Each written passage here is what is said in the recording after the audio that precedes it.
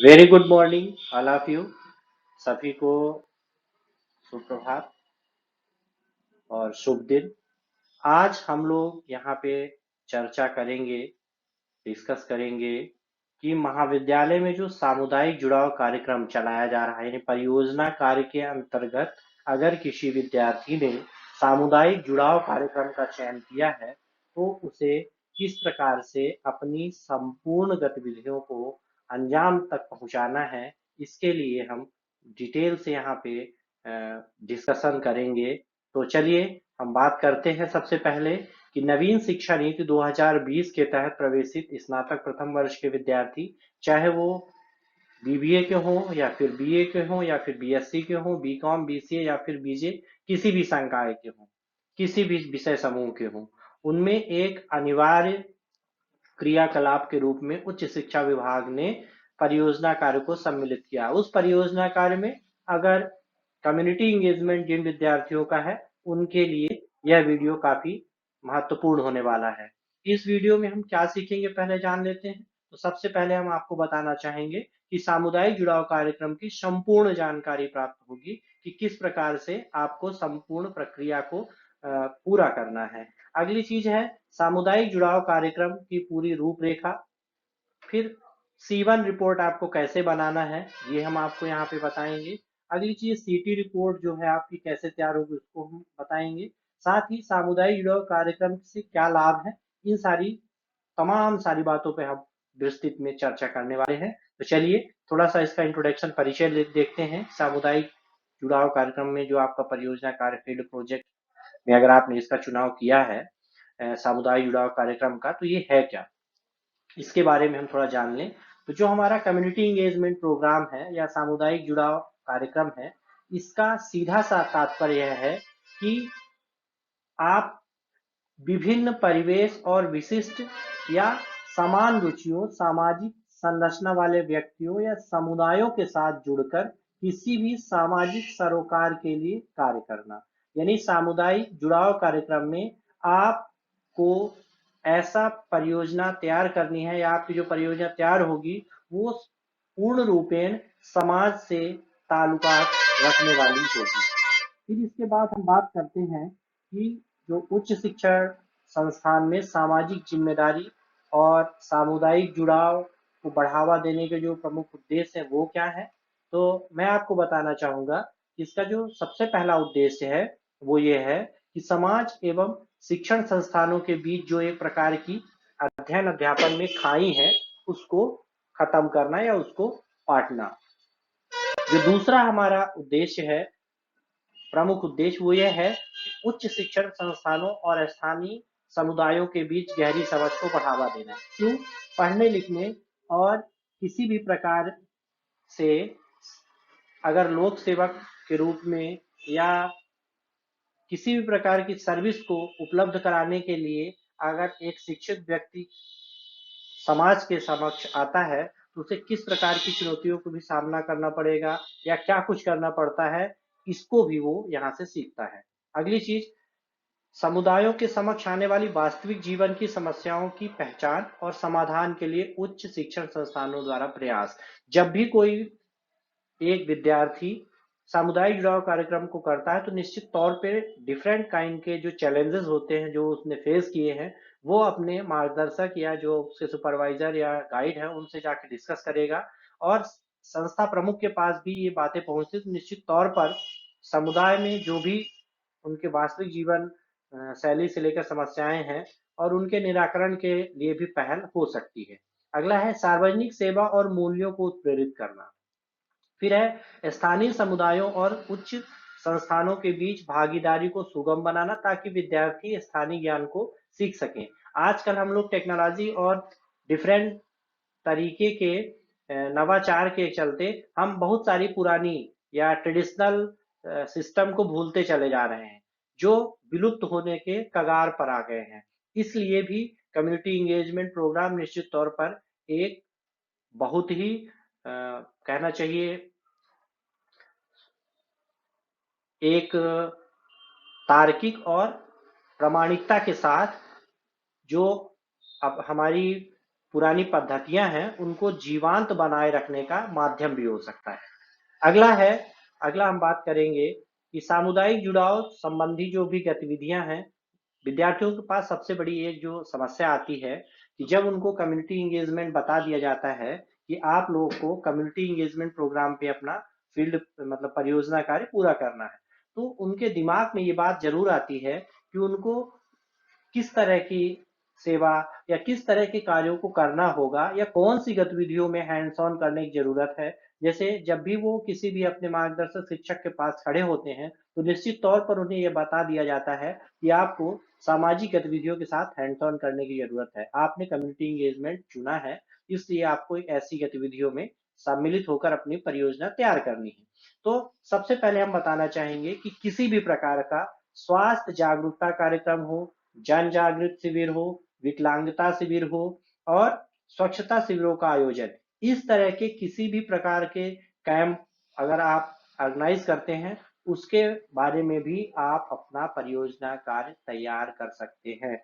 जो भी काम करेंगे उसका एक फाइनाइट आउटकम जरूर हो। जो आपके मार्गदर्शक शिक्षक हो उनको ये जरूर लगना चाहिए कि जो आपका टॉपिक है निश्चित तौर पर भविष्य में कुछ ना कुछ इसके लाभ मिल सकते हैं, ये आपके लिए और समाज के लिए एक उपयुक्त विषय वस्तु हो सकता है, तभी आपको वैसा करने की अनुमति देंगे। फिर अगला है मृदा स्वास्थ्य परीक्षण, पेयजल विश्लेषण, ऊर्जा उपयोग और ईंधन दक्षता सर्वेक्षण का संचालन, इन समस्त बिंदुओं पर भी आप अपनी परियोजना कार्य तैयार कर सकते हैं। फिर है जैविक खेती, सिंचाई, उर्वरकों में तर्कसंगत उपयोग और फसलों फसलों और पौधों की पारंपरिक प्रजातियों को बढ़ावा देने के संबंध में किसानों के लिए अभिन्यास कार्यक्रम आयोजित करना। इस तरह के भी कार्यों को करके आप अपना सामुदायिक जुड़ाव कार्यक्रम आगे बढ़ा सकते हैं। फिर है स्थानीय आंगनवाड़ी केंद्रों पर निरीक्षण और प्रदान की जा रही सेवाओं का भी आप अध्ययन कर सकते हैं। आप एक ऐसी परियोजना भी तैयार कर सकते हैं जिसके तहत इसमें कुछ इम्प्रूवमेंट किया जा सके, या फिर इस सेवा को और बेहतर बनाने के लिए क्या प्रयास किए जा सकते हैं, इस पर भी आप एक अपनी परियोजना तैयार कर सकते हैं। फिर अगला है स्व सहायता समूहों की जो महिला सदस्यों के साथ आप बातचीत करके और उनके कार्यों और चुनौतियों का भी अध्ययन कर सकते हैं। मतलब सामुदायिक जुड़ाव कार्यक्रम के अंतर्गत अगर आप चाहें तो जो भी स्व सहायता समूह की महिलाएं हैं उनके संबंध में भी आप अपना एक परियोजना, विस्तृत परियोजना तैयार कर सकते हैं। या फिर स्थानीय कामगारों व कामगारों के कौशल का अध्ययन कर उन्नयन और आजीविका गतिविधियों की कार्य योजना बनाना। ऐसा हो सकता है कि बहुत सारे ऐसे कारीगर हों जिनके जिनके पास जो कौशल है वो विलुप्त होने के कगार में हो, तो उसका भी अगर आप उसको परियोजनाबद्ध करते हैं तो निश्चित तौर पर भविष्य के लिए एक माइलस्टोन क्रिएट हो सकता है। फिर अगला है जलवायु परिवर्तन के प्रभावों के प्रति लोगों की समझ को बढ़ाना, पर्यावरण जो आपका पर्यावरण के जागरूक समुदाय का निर्माण करना, इन सारी तमाम चीजों पर आप अपना सामुदायिक जुड़ाव कार्यक्रम कर सकते हैं। आप चाहें तो ग्रामीण स्कूलों, मध्याह्न भोजन केंद्रों का दौरा या संसाधन अंतराल, शैक्षणिक और बुनियादी ढांचों का अध्ययन, इन सब पे भी अपना सामुदायिक जुड़ाव कार्यक्रम कर सकते हैं। अगला है सौर ऊर्जा परियोजना स्थलों का फील्ड दौरा कर लें, विश्लेषण करना और उनके समस्या की पहल करना। एक छोटी सी बात मैं आपको बताना चाहूँ, अगर आप सौर ऊर्जा परियोजना पर फील्ड का दौरा करते हैं या कम्युनिटी एंगेजमेंट प्रोग्राम करते हैं तो निश्चित तौर पर लोगों को आप एक अवेयरनेस कैंप लगा सकते हैं। जो लोगों की मूलभूत आवश्यकताएं हैं उनके बारे में आप एक लिटरेचर तैयार कर सकते हैं या एक सर्वे रिपोर्ट तैयार कर सकते हैं। साथ ही आप ऐसे जो सौर ऊर्जा से उत्पादन वाले केंद्र हैं उनका मतलब स्थल अध्ययन यानी स्थल निरीक्षण करके भी आप बहुत सारी चीजें जो बुनियादी हैं उनको आप लिपिबद्ध करते हुए अपनी परियोजना तैयार कर सकते हैं। अगला जो है ग्राम विकास योजना तैयार करने और संसाधन जुटाने के संबंध में स्थानीय नेताओं, पंचायती पदाधिकारियों और स्थानीय संस्थानों के साथ संवादात्मक सामुदायिक अभ्यास भी कर सकते हैं। अगली चीज है अभिभावक शिक्षक संघ की बैठक में प्रतिभागिता और स्कूल छोड़ने वाले मतलब जो ड्रॉप आउट विद्यार्थी हैं उनसे आप एक इंटरव्यू या साक्षात्कार कर सकते हैं। साक्षात करने का मतलब ये नहीं है कि आपका सामुदायिक जुड़ाव कार्यक्रम साक्षात्कार किए पूरा। बहुत सारे विद्यार्थियों के दिमाग में ये बात आ रही होगी कि जो ड्रॉप आउट विद्यार्थी, उन पे हम सामुदायिक जुड़ाव कार्यक्रम कैसे करेंगे। तो आपने अपने विषय शिक्षक या जो भी एनजीओ है उसके साथ मिलकर अगर आपने एक टाइटल क्रिएट किया कि रीवा जिले में ड्रॉप आउट होने वाले विद्यार्थियों का सामाजिक अध्ययन, आपने एक टाइटल मान लीजिए डिसाइड कर लिया। अब आप क्या करेंगे, जो भी ड्रॉप आउट विद्यार्थी मिल रहे हैं हर रीवा जिले के अंतर्गत, उनसे आप एक क्वेश्चनर भी तैयार कर सकते हैं। उस क्वेश्चनर के माध्यम से आप उनसे पूछ सकते हैं कि ऐसा क्या कारण था या ऐसी कौन कौन सी स्थितियां थी जिसके कारण आपको स्कूल छोड़ना पड़ा। इस पर भी एक आप अपना रिपोर्ट तैयार कर सकते हैं। दूसरा, इसी में अगर आप उसके जो ड्रॉप आउट विद्यार्थी हैं उनके निदानात्मक पहल पर अगर पक्ष पर अगर आप बात करना चाहें तो उनके क्या सॉल्यूशंस हो सकते हैं, यानी उनका क्या समाधान हो सकता है, वो चीज भी आप उसमें बिल्कुल से मेंशन कर सकते हैं। तो इस तरह से आप एक अपनी परियोजना रिपोर्ट तैयार कर सकते हैं। स्थानीय और गैर सरकारी संगठनों, सामाजिक संगठनों और कर्मचारियों से बातचीत, जैसे कोई सामाजिक संगठन है उससे भी आप एक बातचीत के माध्यम से जो काम कर रहा है उसका समाज पर क्या प्रभाव है, या समाज के लोग उसको किस नजरिए से देखते हैं, या वर्तमान में उस गतिविधि के सापेक्ष में समाज का क्या रवैया है। इन सब चीजों का अध्ययन और इन सब चीजों की जानकारी के लिए भी आप एक परियोजना, कम्युनिटी इंगेजमेंट प्रोग्राम या सामुदायिक जुड़ाव कार्यक्रम पूरा कर सकते हैं। अगला है जो सार्वजनिक संपत्ति है, संसाधन प्रबंधन है, ग्राम तालाब रख रखाव, मत्स्य समितियों के गठन की प्रक्रिया, इन समस्त चीजों के बारे में भी आप अपनी एक विस्तृत परियोजना रिपोर्ट तैयार कर सकते हैं। और इससे आपको मतलब समाज के साथ मिलकर किस प्रकार से काम करना चाहिए, क्या स्थितियां निर्मित होती हैं, इन पर भी काफी अच्छा अनुभव मिल सकता है। अगला है ग्राम सभा की बैठकों में प्रतिभागिता और समुदाय की भागीदारी का अध्ययन। ग्राम पंचायत स्तर पर सामाजिक अंकेक्षण अभ्यास, जो सोशल ऑडिट होती है उसका भी आप एक मतलब कहना चाहिए अभ्यास कर सकते हैं। अब कार्यक्रम के लाभार्थी और इनके साथ बातचीत, एक छोटा सा एग्जांपल, कोई भी ग्राम पंचायत की योजना है उसके जो लाभार्थी हैं, कोई आप योजना लीजिए उसमें के जितने भी लाभार्थी हैं उनसे आप एक बातचीत पर सर्वे करके अपना सामुदायिक जुड़ाव कार्यक्रम पूर्ण कर सकते हैं। ग्राम पंचायत विकास योजना के तहत सहायता के लिए मिशन अंत्योदय सर्वेक्षण आयोजित करना, बहुत तमाम सारी गतिविधियां हैं जिनको करके आप कर सकते हैं। अब सामुदायिक जुड़ाव कार्यक्रम के लिए हम आपको 5 ऐसे महत्वपूर्ण बिंदु बताएंगे जो आप विशेष तौर पर ध्यान रखेंगे कि आपको जब भी सामुदायिक जुड़ाव कार्यक्रम करना है तो इन 5 बातों का विशेष अनिवार्य रूप से ध्यान रखना है। पहला वो ये है कि इस क्षेत्र के यानी जो सामुदायिक जुड़ाव कार्यक्रम फील्ड के विद्यार्थी हैं वो किसी न किसी स्थानीय प्रतिष्ठित स्वयंसेवी मान्यता प्राप्त गैर शासकीय संगठन के साथ जुड़कर किसी सकारात्मक सामाजिक सरोकार जैसे प्रौढ़ शिक्षा, बाल मजदूरी, अनाथ आश्रम प्रबंधन, वृद्धाश्रम, जल संरक्षण आदि के संबंध में सेवा कार्य करना होगा। यानी पहला चीज तो ये आप जान लें कि आपको सामुदायिक जुड़ाव कार्यक्रम के अंतर्गत जो भी सेवा कार्य करेंगे वो किसी न किसी संस्थान से जुड़ के ही आपको करना है। वो किस प्रकार के संस्थान होंगे हमने अभी बता दिया। अब आपको एक चीज ध्यान रखना है, सामुदायिक जुड़ाव कार्यक्रम के लिए 4 अनिवार्य प्रपत्र है। प्रपत्र G1, प्रपत्र G2, प्रपत्र G3, प्रपत्र G4। तो G1 और G2 जो प्रपत्र हैं वो एक साथ, मतलब G1 प्रपत्र आपका महाविद्यालय जारी करेगा, G2 प्रपत्र जिस संस्था से आप काम कर रहे हैं वो संस्थान जारी करेगा, फिर G3 प्रपत्र आपका महाविद्यालय जारी करेगा, और G4 प्रपत्र में आपका फीडबैक जिस संस्थान से आप काम कर रहे हैं वो संस्थान आपको उपलब्ध कराएगा। तो पहली बात तो ये हो गई, यानी पहला जो महत्वपूर्ण स्टेप था आपको ये करना है। दूसरा स्टेप है सामुदायिक जुड़ाव गतिविधि के अंतर्गत विद्यार्थी जिस संस्था के साथ जुड़कर सेवा शोध कार्य करना चाहते हैं उनके संपर्क या उनसे संपर्क कर उनके समस्त प्रारंभिक विवरण जैसे कार्य क्षेत्र, कार्य अनुभव, पंजीकरण किए गए कार्य का जो प्रकार है वो, प्राप्त पुरस्कार आदि की जानकारी आपको G2 प्रपत्र में अपने महाविद्यालय को उपलब्ध कराना होगा। एक विशेष बात जो है तीसरा, वो आपको विशेष ख्याल रखना है कि जिस भी संस्थान से आप इस प्रकार के काम करेंगे, वो यह आवश्यक होगा कि वो उक्त संस्था यानी वो संस्था किसी धार्मिक, जातिगत अथवा राजनैतिक रूप से पूर्णतः निरपेक्ष हो, किसी संप्रदाय अथवा विशिष्ट राजनैतिक विचारधाराओं से अभिप्रेत ना हो, किसी वैधानिक स्तर पर चिन्हित व सत्यापित हो। सबसे महत्वपूर्ण जो आपका अनिवार्य बिंदु है वो ये है कि जब भी आप सामुदायिक जुड़ाव कार्यक्रम करेंगे यानी कम्युनिटी एंगेजमेंट प्रोग्राम करेंगे, अगर आप एनजीओ से कर रहे हैं, मतलब किसी भी एनजीओ से, नॉन गवर्नमेंटल ऑर्गेनाइजेशन से, तो निश्चित तौर पर आप ये देखेंगे कि NGO-darpan.gov.in में वो एनजीओ रजिस्टर्ड है या उपलब्ध है कि नहीं।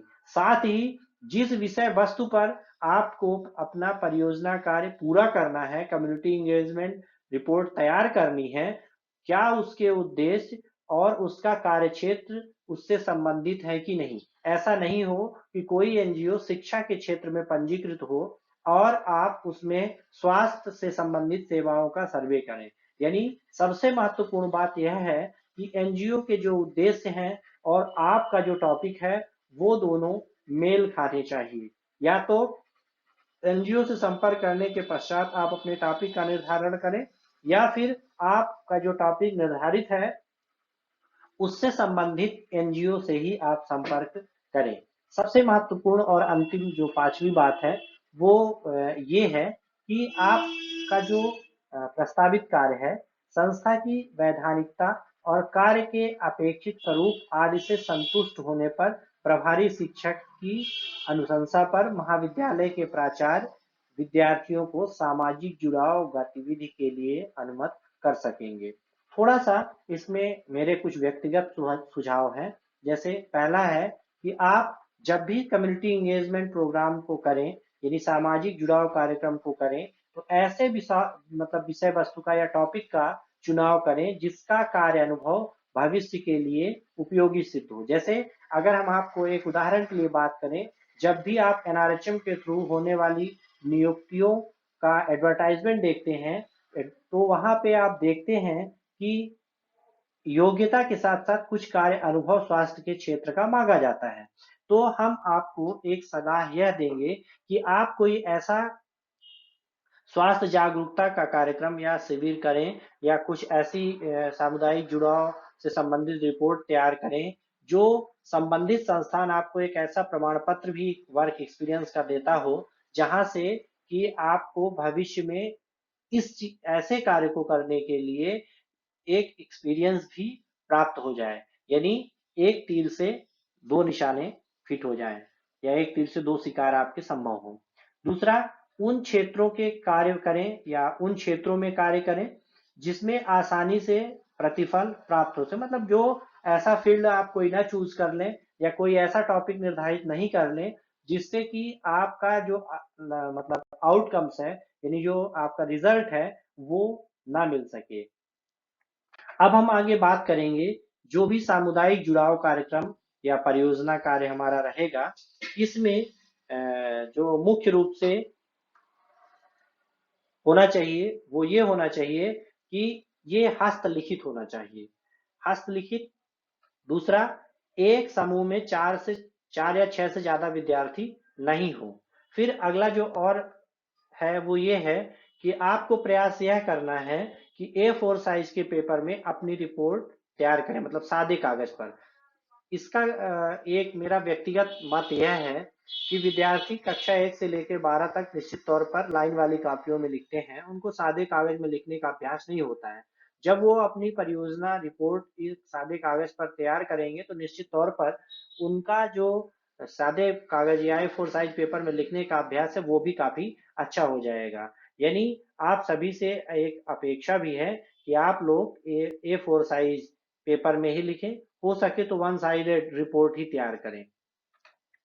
अब इसके बाद हम आपसे बात करेंगे कि जो ये संपूर्ण क्रियाकलाप है यानी जो ये पूरी प्रक्रिया है इसको आप किस तरह से मतलब इस पूरी प्रक्रिया को कैसे पूरा करेंगे, इस संबंध में अगर हम आपसे बात करें तो उपरोक्त के लिए जो आपको प्रक्रिया अपनानी है इसमें कुछ इस प्रकार के चरण है। पहला है यानी A नंबर में हम आपसे बात करेंगे, प्राध्यापक सुपरवाइजर के सहयोग से जिस संस्था से आप अपना कार्य पूर्ण करना चाहते हैं उस संस्था में हो रहे कार्यों से संबंधित ही आप टॉपिक या कार्य शीर्षक का चुनाव करें। ऐसा नहीं हो कि एनजीओ के उद्देश्य जो है वो सामाजिक क्षेत्र में मतलब कहना चाहिए हेल्थ कैंप लगाने का उसका उद्देश्य ही नहीं हो और उस संस्था से हम हेल्थ कैंप लगाएं। यानी सीधा सा है कि जो जिस भी संस्था से हम कार्य कर रहे हैं उसके उद्देश्य के अनुरूप होना चाहिए। दूसरा, निर्दिष्ट बाह्य संस्था का मतलब है जिस भी बाहर की संस्था से आप काम करना चाहते हैं, है ना, उसके लिए। यानी निर्दिष्ट बाह्य संस्था की जानकारी एवं सहमति प्राप्त करने के लिए प्राचार्य एवं नोडल अधिकारी के द्वारा हस्ताक्षरित एक अनुरोध पत्र प्रारूप जीवन संस्था को दिया जाए। यानी जिस संस्था से आप काम करना चाहते हैं उस संस्था के लिए अपने महाविद्यालय से एक जीवन प्रारूप जीवन जो है या अनुरोध पत्र आप जरूर उनको भेजें। अगला है संस्थान द्वारा, जिस संस्थान से आप काम करना चाहते हैं वो संस्थान प्रारूप G2 में अपेक्षित अधिकतम विद्यार्थी संख्या का उल्लेख करते हुए सहमति पत्र प्रदान किया जाएगा। मतलब जिस संस्था से आप काम करना चाहते हैं वो संस्था भी आपको G2 में एक अनुमानित छात्र संख्या के साथ यह एश्योरेंस लेटर प्रोवाइड करेगी जिसमें ये स्पष्ट होगा कि वो अधिकतम कितने विद्यार्थियों को इस प्रकार की ट्रेनिंग देने के लिए मतलब सक्षम है। फिर इसके बाद बात आती है कि जो अंतिम प्रतिवेदन आपको तैयार करना है, जब आपका C1 और C2 यानी दोनों तैयार हो जाए और C1 C2 के बाद जो भी आपका फाइनल रिजल्ट था उस वो भी आपका जो माइलस्टोन था या जो आपका गोल था वो सब आपको मिल गया, अचीवमेंट्स हो गई। यानी जब आप उस संस्था से अपना कार्य पूर्ण कर लेंगे, यानी जब आपका अंतिम प्रतिवेदन तैयार हो जाए तो उसके उपरांत आपको क्या करना है, प्रारूप G3 महाविद्यालय द्वारा सामुदायिक जुड़ाव कार्यक्रम कर रहे विद्यार्थी का फीडबैक प्रारूप G4 से संबंधित संस्था से प्राप्त करने के लिए G3 पत्र जारी किया जाएगा। यानी G3 प्रारूप जो है उसके साथ में G4 संलग्न होगा। G3 में आपका महाविद्यालय या आपका संस्थान इस बात का अनुरोध करेगा कि जितने भी विद्यार्थी संबंधित संस्था में अपनी ट्रेनिंग ले रहे हैं या प्रशिक्षण प्राप्त किए हैं उनकी किस प्रकार की गतिविधि रही, इन सभी से संबंधित फीडबैक G4 में देने के लिए अनुरोध पत्र जारी करना होगा। फिर इसके बाद हम बात कर रहे हैं कि जो हमारे पास कार्य की रिपोर्ट का प्रारूप है वो कुछ इस प्रकार का रहेगा। यानी G1 G2 C1 C2 G3 G4, मतलब G1 G2 से आपको शुरुआत करनी है। C1 C2 आपका जो एम था, C1 में आपने अपना जो एम डिसाइड किया वो, और जैसे ही आपका एम और सारी चीजें आपको प्राप्त हो गई तो आपने G3 G4 के माध्यम से अपनी कार्य को पूर्ण करने हेतु संबंधित जो भी जानकारी वहां से प्राप्त करनी थी वो आपने प्राप्त कर लिया। मतलब G1 G2 का जो प्रपत्र है वो समस्त सामुदायिक जुड़ाव कार्यक्रम करने वाले विद्यार्थियों को भरना होगा। G3 G4 भी सभी के लिए अनिवार्य है। मतलब सामुदायिक जुड़ाव कार्यक्रम के तहत जितने भी विद्यार्थी अपनी परियोजना तैयार करेंगे उनको G1 G2 और G3 G4 भी भरना होगा। साथ में C1 और C2 जो है वो उनका कम्युनिटी एंगेजमेंट का पहला प्रतिवेदन और ये C2 जो है तो दूसरा प्रतिवेदन है जिसके आधार पर वो अपना पूरी फाइनल रिपोर्ट तैयार करेंगे। फिर इसके बाद बात आती है कि जो सामुदायिक जुड़ाव कार्यक्रम है उसकी C1 रिपोर्ट, यानी हम जो C1 रिपोर्ट है उसको कैसे तैयार करेंगे।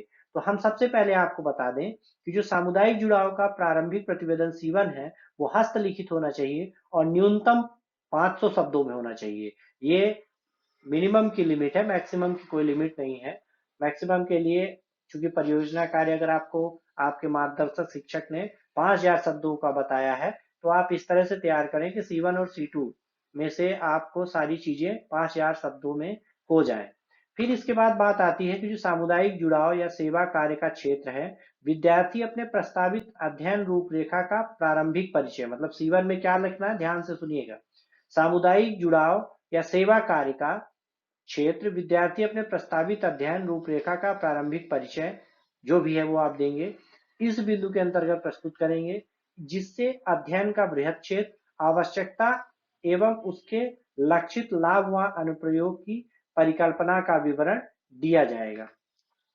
अगला है कि कार्य का विवरण, अध्ययन, सर्वे कार्य के अंतर्गत आने वाले विषय का विचार, कौशल या प्रायोगिक कार्य का विवरण, ये आपको C1 में ही देना है।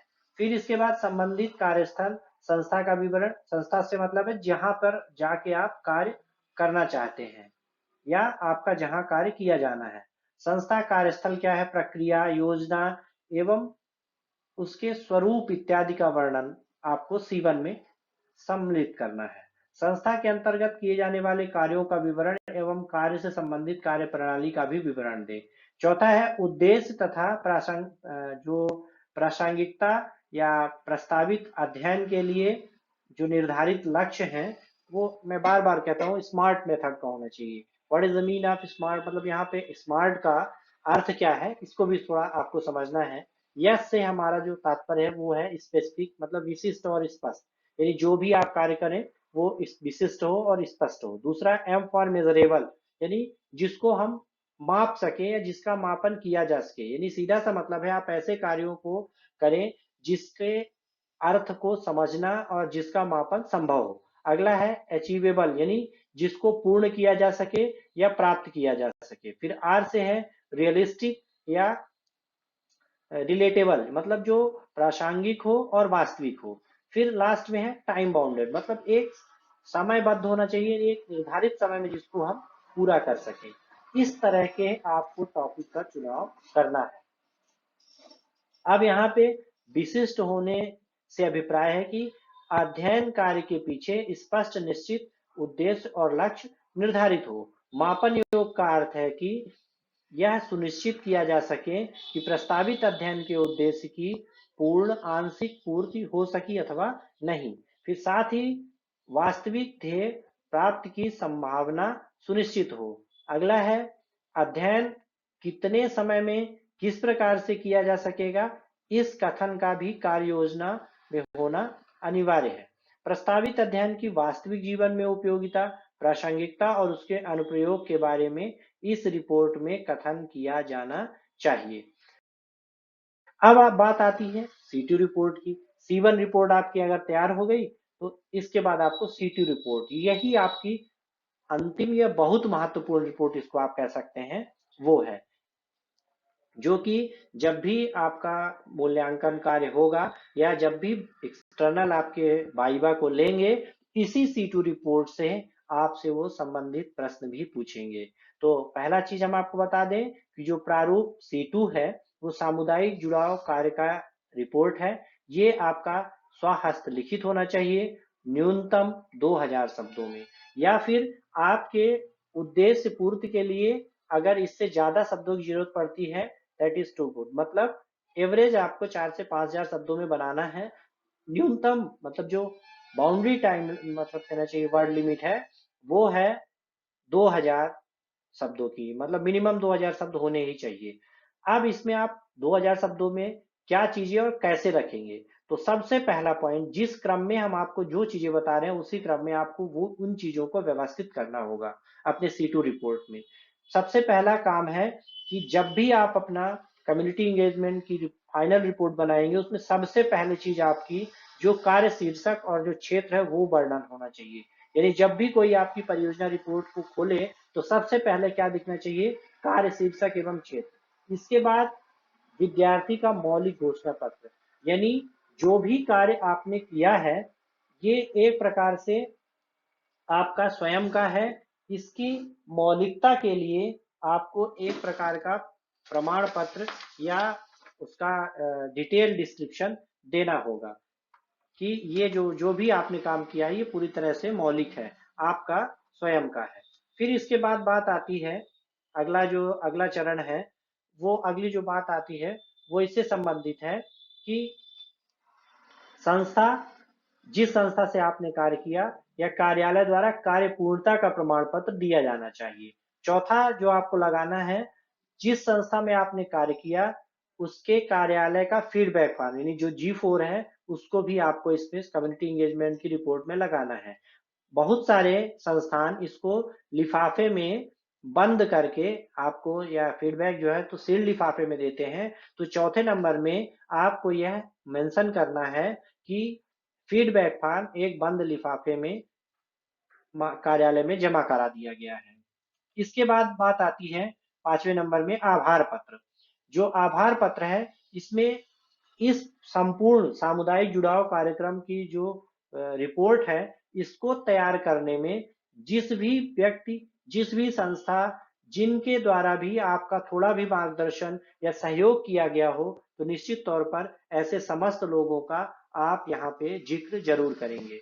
अगला आता है वचन पत्र, यानी एक प्रकार का आपको डिक्लेरेशन, घोषणा, वचन पत्र अपना लगाना है, जो इस बात का प्रमाण होगा कि कार्य की मौलिकता के साथ साथ ये जो भी आपने कार्य किया है ये आपका स्वयं का है और स्वयं की हस्तलिपि में आपने इसको लिखा है, यानी इसके लिए आपको एक वचन पत्र लगाना होगा। फिर इसके बाद आता है ऑफर लेटर। 7वें नंबर में रिपोर्ट में 7वां पेज जो होगा वो ऑफर लेटर, यानी जिस संस्था से आप काम करना चाहते हैं वो संस्था अगर अनुमति दी तो वो आपको एक ऑफर लेटर भी देगी, जिसमें इस चीज का वर्णन होगा कि इस डेट से इस डेट तक आप इस संस्था में पहुंच के ये काम को पूरा करेंगे, तो वो ऑफर लेटर लगाएंगे।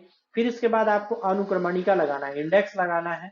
इंडेक्स यानी जो आगे की समस्त रिपोर्ट है, यानी जितने अध्याय में आपने उसको डिवाइड किया है, उन सभी चीजों से संबंधित किस पेज में कौन सा मैटर है, इसके लिए जो इंडेक्स आप बनाएंगे वो होगा।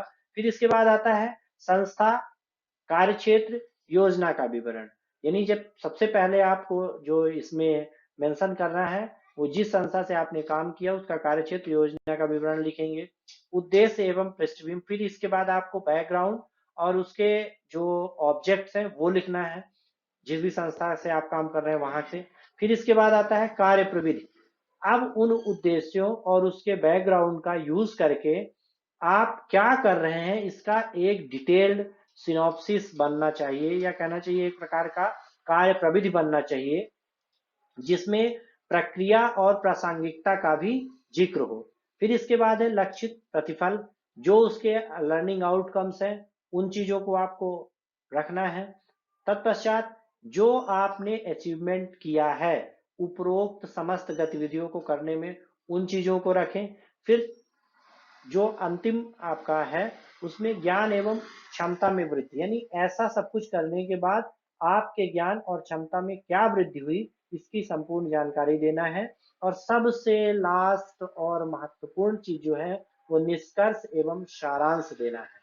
मतलब आपको यह भी बताना है कि इन सामुदायिक जुड़ाव कार्यक्रम को करने के उपरांत क्या रिजल्ट मिला और इसकी समरी या सारांश क्या है, इस चीज को भी आप बताएंगे। अब मैं एक बात और आपसे बताना चाहूंगा कि जो आपके अध्ययन से प्राप्त निष्कर्ष हैं इनकी क्या उपयोगिता है, इसको आपको जरूर से व्यक्त करना है। एक बात जो इसमें छूट गई वो भी मैं आपको बताऊं, अगर आपको इस सामुदायिक जुड़ाव कार्यक्रम को करने के लिए किसी इंटरनेट या किसी लिटरेचर सर्वे या किसी पुस्तक से कोई जानकारी मिली है, उसके अंश को भी अगर आपने इसमें लिखा है तो निश्चित तौर पर आपको एक सबसे अंतिम में संदर्भ ग्रंथ सूची भी रखना है और उसमें इस चीज का मेंशन करना है। अब हम बात करेंगे, आपने जीवन जीतू तो दे दिया था, संस्था से अनुमति ली थी, अब बात आती G3 प्रारूप की।